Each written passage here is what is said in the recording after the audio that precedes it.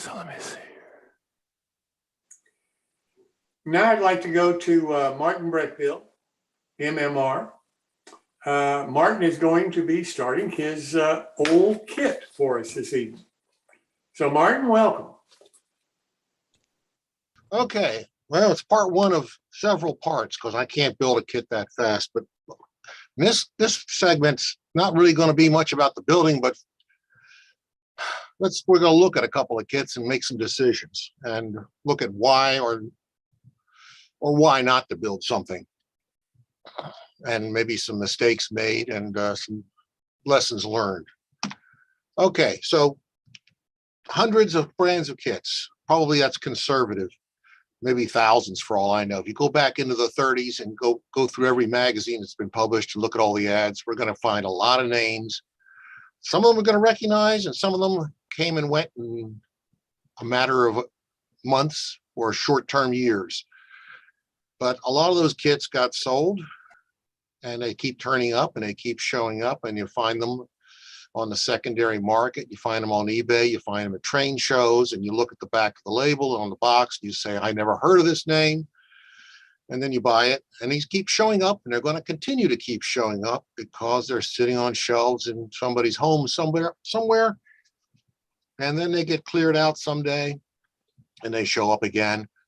And yeah, barns, chicken coops. I've actually seen it in 3 or 4 entire tables at the Chicago O-scale meet where it was populated with things that clearly and odoriferously had been stored in a chicken coop.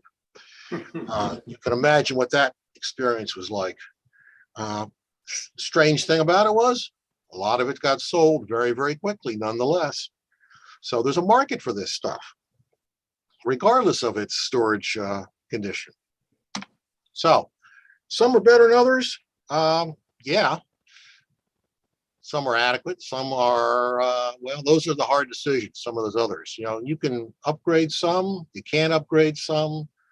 Some of them you shouldn't upgrade. They have a quaint charm all to themselves. Some of the older kits are kind of interesting how they were made, the materials that they were used in them. And some of them actually build up very, very nicely without you changing anything. If you can, again, the 3-foot rule, it's on the layout and it's rolling by you at 3 feet and you can't tell it was a kit from 1948. So be it. You don't need to know. You live with it and enjoy it. So I bought this kit. I'd never heard of Vans. I don't know if anybody else here ever has. But I was intrigued because, one, I'd never heard of it, and two, it got an 1890 Postal car. Okay, so rolling stock in O-scale from the 1800s, 19th century cars, scarce. There's just not a lot out there in ever. It's not been an era that's been heavily modeled in O-scale. And I am very interested in that era from 1880s to 1910, 1920. And I thought, oh, this will be perfect for me. So I bought this off eBay at an atrociously, well, not atrocious, but actually very small price, but it may be atrocious later. And you open it up, and you got a bunch of glassine envelopes with staples in them, holding bits and pieces and parts. And you look over here, well, you got little bag. This is kind of cute. I mean, little baggies of wood. It's somebody spent a lot of time putting this in the box. As someone who has put kits out there and sold them, the time that somebody invested in this is significant. To take everything and put it in a glassine envelope, put a staple in it, put them all in a bag, in a box, and sell it to you. So, there's some loose parts. Looks like ends, doors, some sort. They're all marked. You can see with pencil marks already where they were scribed and cut out. Some metal parts poking through, which are always fun to handle with your bare hands. Nice and rusty little bits poking out into your skin, make the day even better than it was when you started. And you got 4 nice steps. I thought, well, I got 4 nice steps. We're off to a fairly decent start here. Good, they're probably lead, but that'll add weight to the car. I figured, well, not too terrible a start here. We'll find out what's in the glassy envelopes as we go along. All the loose good parts in the bottom of the box. Yeah, that's a 3-inch screw. And I was like, well, that's interesting. I'm not quite sure what purpose that serves. Who knows? And the rest of this, well, you can see rusty bits and pieces of all kinds of stuff. And I thought, well, this is the kind of stuff you set aside, put into the metallic trash bin later when you build the kit, because you're probably not going to end up using any of it. And you don't want to drop it on the floor and step on it, which is how I find my dropped parts on the floor later, with colorful language, a little bit of blood, and oh, there's that part I was missing as I pull it out of my foot. Okay, so we got a roof section and a floor. Well, that's good. That makes things interesting. This is not basswood, though. This is pine. This is pine that's been cut and dried for 70 years, 60 years. It's going to be a lot of fun shaping the ends of that. Probably, pretty hard stuff to work with, but nothing like a belt sander and some 60 grit on a 4-inch belt to quickly remove a lot of excess. But okay, so this is possible. It's nicely marked out. It's milled out on the ends for the overhang. Always enjoy having that happen. That's always a useful condition. Makes things more doable. And then we get to the sides.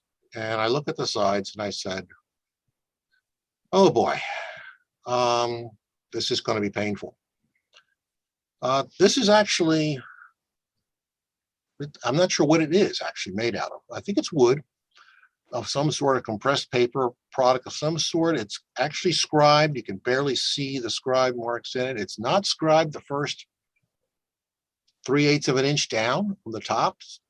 Okay, we can work with that. That's not a problem. But these cutouts are rough. And I use the word rough. I'm being generous. They look better on a photograph than they do in person. Open up some of those glass scenes. Well, these ends aren't too terrible. This is some sort of an insert. The doors, I've got too many doors. Or do I? I'm not sure yet. So I've taken everything out and put it in Ziploc baggies so I can actually sort it and see it later. Not too sure about some of these parts. You can see the cutouts not quite smooth. I think that's a nice word for it. And we got some wire and some paper. Not sure what that's for, but I always use more brass wire in the shop for some reason. Okay, and there's the plan. And I look at the plan and I said, that doesn't look like the car I'm building. Or is it the car I'm building? Whichever, I'm not sure, but it doesn't quite look right. Well, it's a nice plan. It's a beautiful blueprint type plan. And you go over here and look at the corner. That's the plan for the combination car from 1894. And I'm thinking, what happened to my 1890 baggage car? So I've got a plan, no instructions, and there's my conclusion. Some are a lot worse than others at this point. So yeah, so 1939. So we're talking seriously. When they put the word vintage up on eBay on those things, you laugh yourself silly. 1939, I think, qualifies as vintage. It's a nice plan. I mean, it's a nice thing. If I had room on the wall in my shop, I'd frame it and keep it there, because I'm probably not going to build what's in the picture with what's in the box. So this is one that looks like my conclusion, some are worse, a lot worse than others. This is a scratch building exercise. This is not a kit building exercise, because I'm going to replace all the sides, all the ends, and build something completely different than what's in that blueprint. So next option, I got a Traincraft box. Traincraft products, nice brand name. Kit number 503. For all of you keeping score or notes or whatever, it's kit 503. Doesn't tell you what it is, which is kind of, that's an interesting marketing maneuver. We'll put a number on the box and not tell them what's in the box. Okay, fine. Oh no, we don't have glassine envelopes now. Now we got paper envelopes. Okay. Lots of some loose parts here. Well, there's some scribe pieces. It's obviously a caboose, probably. We got a cupola kit. We've got a toolbox casting. This is probably the block of wood that casting goes on. Center sill looks promising. Open up the rest of the parts. Got a nice poplar floor, some poplar end blocks, some scribed siding for two sides, some more scribed siding, some more thin scribed siding. This thick scribed siding is actually plywood. It's about, I don't know, I didn't measure it, but it's 3-ply plywood and it's scribed on one side. So working with that's interesting. We've got recesses in the roof for putting the cupola in. So that's going to make a nice seam. It's going to sit down into the wood as opposed to sitting on top of the wood. We've got 2 holes. One's for a smokestack. One's for the bathroom vent. And this is the roof. It's a piece of scribed cardstock. So you're supposed to fold this up, cut the center part out, fold it up, and apply it over the wood. And I'm looking at that and thinking, well, I don't think that's going to happen. But the rest of it looks very promising. We got metal castings. We got 2 doors, 6 windows, probably pure lead, give or take a little bit.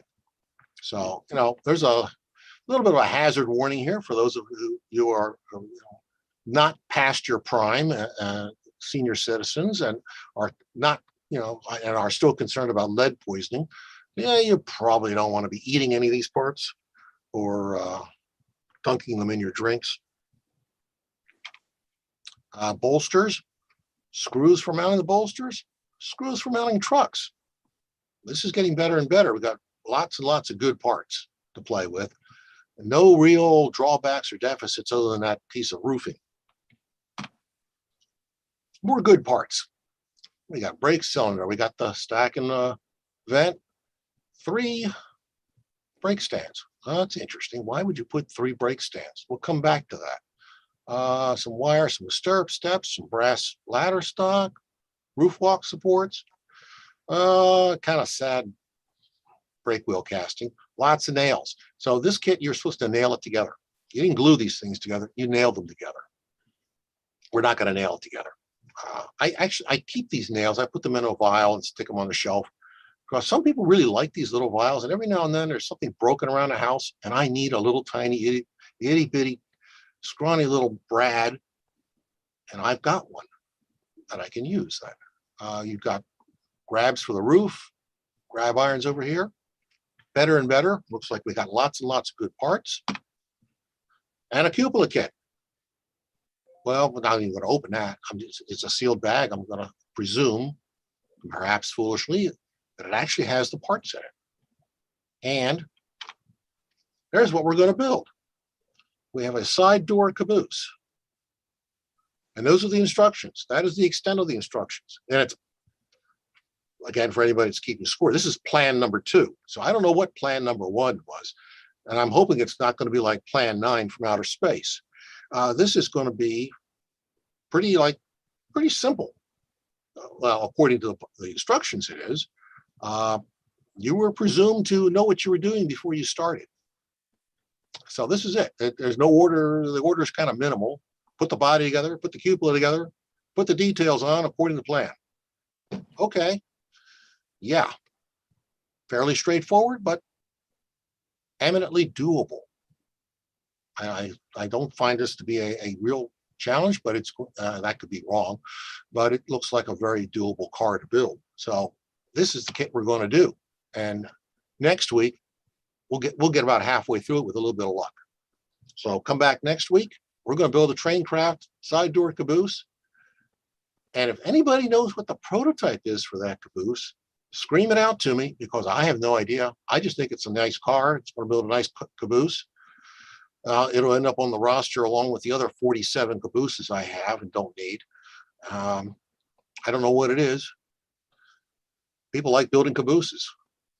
So that's where we're going next week. So anybody got any questions, comments, ideas, thoughts? Drop them on me now, and we'll stop here. Gotcha. Well, Mark, I can't thank you enough for doing this tonight. Somebody asked me the other day, why on earth are you having this segment of building old kits? And I said, well, for two reasons. Number one, as Martin said a few minutes ago, they are available out there at that people selling them because they got them from a basement or wherever. And a lot of them are really dirt cheap compared to prices today of new kits that are still being manufactured. The other reason is I never heard of these kits that Martin is talking about. But looking at them as he shows the parts that these kits had when you open the box and so forth, back when I was a kid in the late 40s, early 50s, not 18, 19, you bought a kit, that's what you got. You may not have gotten the plans, or you may not have gotten all the parts, or you may have gotten a bunch of sticks. But that was the fun of modeling back then. That's what we did. That's what we bought. That's what we expected to get.